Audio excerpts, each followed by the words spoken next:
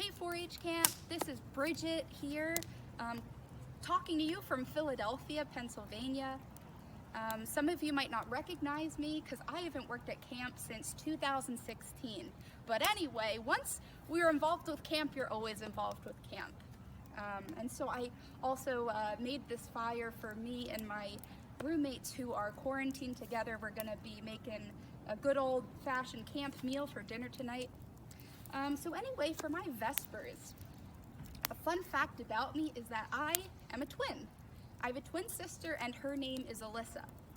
And growing up, people would say all the time, "Oh, Bridget, I'm so jealous of you. You have a twin sister. You get to hang out all the time and la-di-da." And I always was so confused. I'm like, no, it's not great that I'm a twin because you have the same birthday with someone your whole life. We had the same friends. We got on each other's nerves so much, and we still do today. But especially in high school, middle school, we were together all the time, and it drove us completely crazy. I couldn't stand being with her. We would just fight. And so finally, when I went to college in Virginia, Roanoke College, after a few weeks, I realized that I felt really alone. I felt really lonely, and I realized that for the first time in my life, I didn't have my sister with me all the time.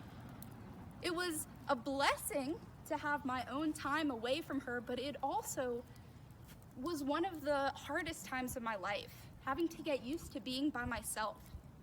And I think about that now. I'm reminded of my relationship with my sister growing up, because right now we're all kind of forced to stay home.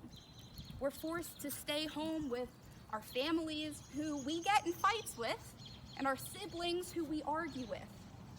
But at the same time, it really is a blessing.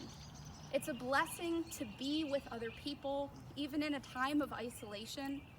And though we can't physically be with our loved ones and our friends from school, which is really hard, I think in all of this, it's good to recognize that we as human beings, we're not meant to be alone. We're meant to be in relationship with one another.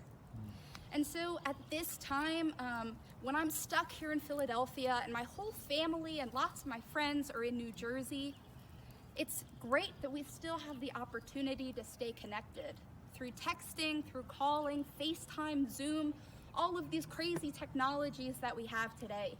And so I encourage you that even if you're fighting with your siblings, you're fighting with your family because they're driving you crazy, you're not meant to be alone.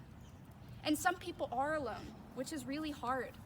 And so I encourage you to reach out to your friends, reach out to your camp family, check in and see how people are doing, because we were made to be in relationship with each other. And that's what makes camp so much fun. So in this quarantine time of isolation, reach out to people.